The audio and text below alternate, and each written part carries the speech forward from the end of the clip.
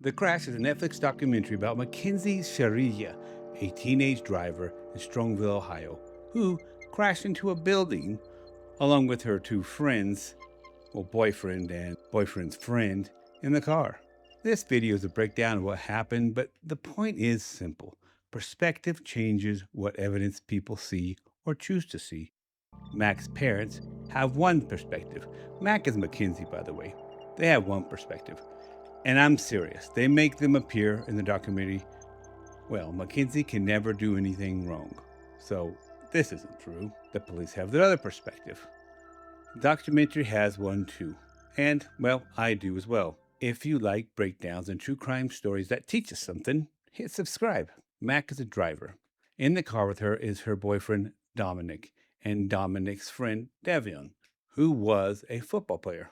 Dominic matters because, well, obviously, if there's going to be a big argument, it's going to be around, usually it's around the significant other. Davion had another ride he could have taken later. They had partied at Sophia's house, their friend Sophia's house, got up real early, and then those two said, "We're taking off." And Davion's like, "Well, I'll go too."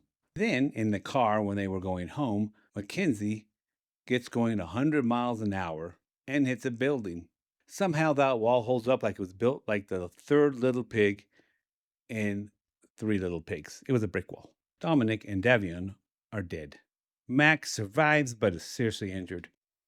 I think that she was trying to kill herself, and probably Dominic and wasn't thinking about Davion or whoever to crash through that wall. So this looks like a unaliving practice. That other people were killed too. At first, it looks like a tragic accident. Then the investigators put any effort out and look and noticed there was no braking, full acceleration. The car was working fine. This was not a car failing. This was a car being driven straight into a wall.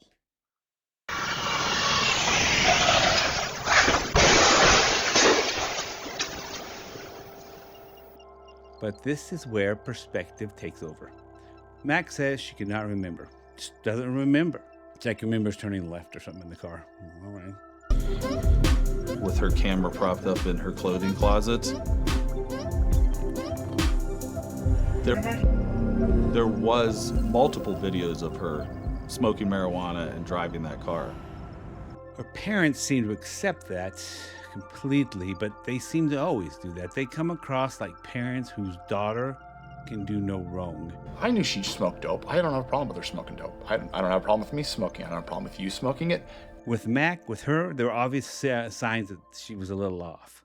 Drug use, extreme behavior, online bullying, and body image stuff galore. You know, I'm not trying to diagnose her, but the comments about bulimia felt projected. She did that to some other girl. You have bulimia, blah, blah, blah. It's like, oh my gosh, honey, look at yourself. This girl's so skinny. I mean, look at her. Jeez. And I feel like mom and dad would probably be like, everything's fine. Ha, peace loving. Everyone can do what they want. No restrictions or boundaries. Ha. Rosie was not in the car, but she is Mac's friend. So she sees the evidence through loyalty. So no, Mackenzie would never do something like that. She looks for the version where Mac did not do this on purpose. Dominic and Davon, Davin, I don't know how to pronounce that name. Their families, they see their two children dead, two young men dead with potential dead. And when they hear that there was no braking, there was speeding, text, social media, and past behavior, how she was acting, and not to mention, they see the videotape where she literally just going, boom, like, come on, you totally did that on purpose, give me a break. And a couple weeks before the crash even, Dominic had called his mom to say, hey, Mac is freaking me out, called his mom and said, hey, mom, she's driving like crazy and I'm scared. She's freaking me out. Mom knows of this behavior. Dom tried to break up with her multiple times, even in July.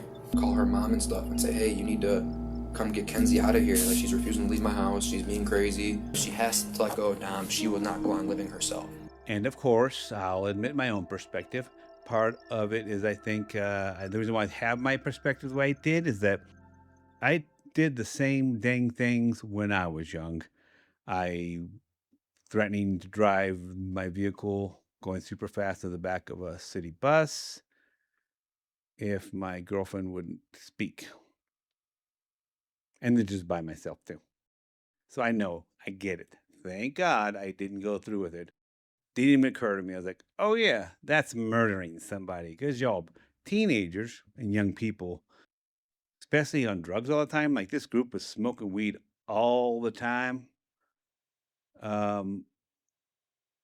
You do stupid stuff. And that's assuming you're a normal, quote unquote, teenager. So because I live this mindset, I filter through that and I see the evidence differently. When I see no braking, accelerating, relationship drama, and past scary driving, I don't say, no teenager would ever do that. No, because I know I almost did several times. The police have a perspective as well. I'm not saying that the police are bad, but they're not some magical truth machines, are they? Nope. They have, it's like a small town police force. It's a big deal. Probably promotions are coming up. Yeah, you got to get that. And then you got people who are prosecutors.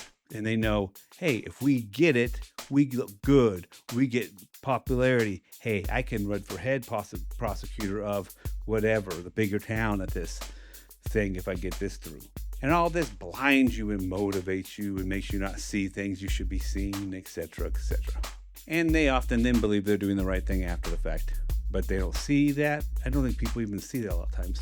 So that's the theme, folks. People do not just look at the truth and evidence. See, truth and evidence is reality. And pure reality is a massive, infinite thing with different perspectives and different brain power and IQ. You see things differently, etc., etc. The best that we can hope for is to get as close as we can to reality with our narratives. But we're really not describing reality completely. And there's always another angle. Even the documentary people, they have their own perspective. Editors choose what they want to be cut out, what direction they want to take it. So for my perspective that I decided to attach to was my personal experience. And I feel like that's the closest to reality. But don't worry, there's like 4 other groups in this show that don't have that perspective. I think it's clear.